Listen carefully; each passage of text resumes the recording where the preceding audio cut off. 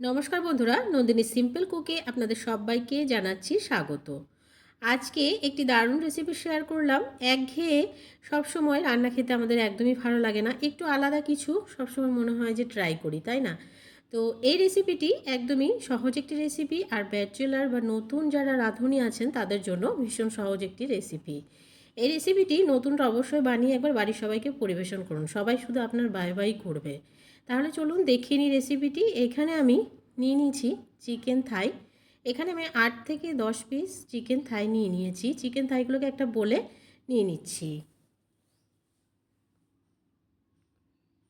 সবগুলো চিকেন থাই একটা বলে নেওয়ার পরে এখানে দিয়ে দিচ্ছি স্বাদ মতো লবণ, দিয়ে দিচ্ছি 1 টিস্পুন লাল লঙ্কার গুঁড়ো, দিয়ে দিচ্ছি হাফ টিস্পুন মতো গোলমরিচ গুঁড়ো, দিয়ে দিচ্ছি হাফ টিস্পুন গরম মশলা গুঁড়ো,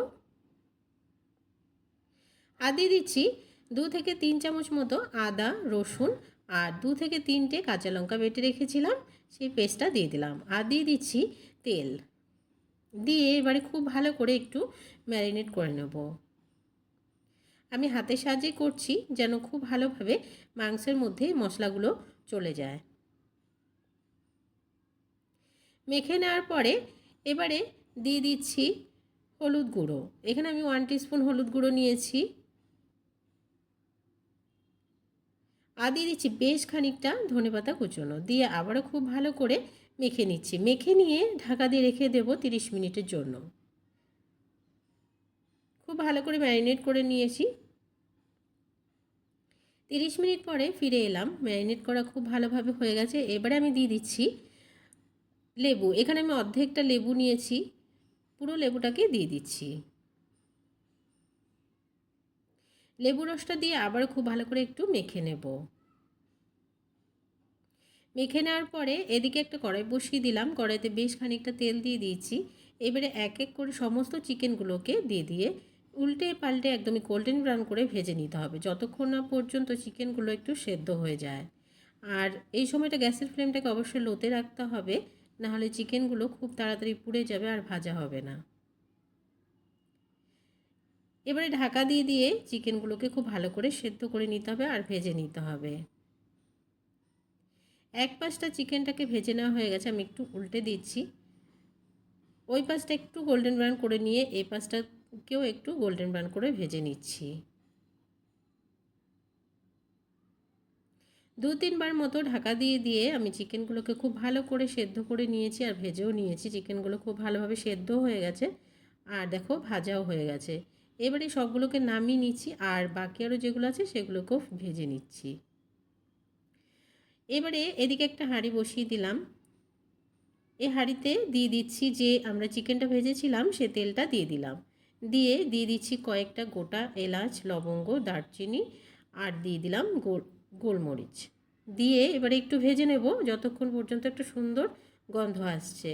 যখন মশলা থেকে একটা সুন্দর গন্ধ আসবে তখন দিয়ে দিচ্ছি 2টো বড় সাইজের কুচনো পেঁয়াজ। পেঁয়াজটা দিয়ে পেঁয়াজটাকে হালকা একটু ভেজে নিতে হবে, খুব বেশি ভাজার প্রয়োজন নেই, হালকা ভাজলেই হবে। দিয়ে দিচ্ছি স্বাদ মতো লবণ আর দিয়ে দিলাম 1 টিস্পুন গরম মশলার গুঁড়ো। গরম মশলার গুঁড়োটা দিয়ে আবারও খুব ভালো করে একটু নাড়াচাড়া করে নিচ্ছি। এবারে যে মাংসটা আমরা মেখে রেখেছিলাম কিছুটা মশলা এখানে আমি রেখে দিয়েছিলাম, সেই মশলাটা দিয়ে দিলাম। মাংসের মশলাটা দিয়ে এবারে খুব ভালো করে একটু কষিয়ে নিতে হবে।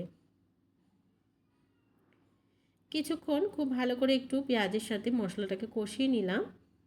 এবারে আগে থেকে এখানে আমি 500 গ্রাম বাসমতি চালকে ধুয়ে ভিজিয়ে রেখেছিলাম, চালটা দিয়ে দিলাম। দিয়ে খুব ভালো করে একটু নাড়াচাড়া করে কষিয়ে নিতে হবে চালটাকে এই মশলাগুলোর সাথে। কিছুক্ষণ সময় কষিয়ে নেওয়ার পরে দিয়ে দিলাম 1 টিস্পুন হলুদ গুঁড়ো, দিয়ে আবারও কিছুক্ষণ একটু চালটাকে কষিয়ে নেব। কিছুক্ষণ খুব ভালো করে নাড়াচাড়া করে কষিয়ে নেওয়ার পরে এবারে জল দিয়ে দেবো। যতটা ভালো করে কষিয়ে নেবে ততই কিন্তু এই রেসিপিটি খেতে টেস্ট হবে।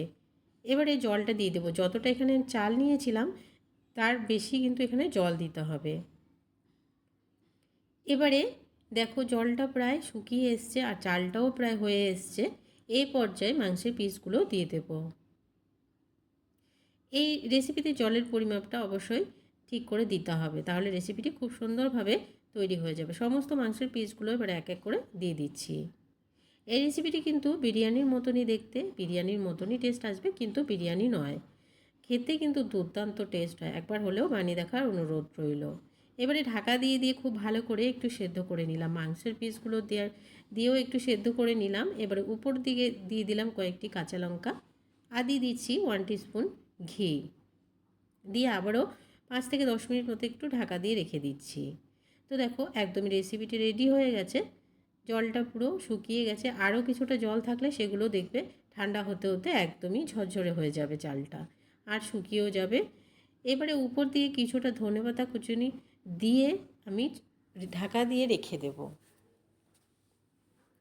ধনেপাতা কুচিটা দিয়ে কিছুক্ষণ ঢাকা দিয়ে রেখে দিয়েছিলাম। রেসিপিটি আমাদের একদমই রেডি হয়ে গেছে, এবারে নামিয়ে সার্ভ করে দেবো। বন্ধুরা, আজকের রেসিপি ভালো লাগলে অবশ্যই একটা লাইক করার অনুরোধ রইল, অনেক অনেক বেশি করে শেয়ার করে দেওয়ার অনুরোধ রইল। নতুন বন্ধু আমার চ্যানেলে নতুন এসে থাকলে আমার চ্যানেলটিকে সাবস্ক্রাইব করে আমার পাশে থাকার অনুরোধ রইল। সবাই সুস্থ থাকবেন, ভালো থাকবেন। আজকের মতো টাটা।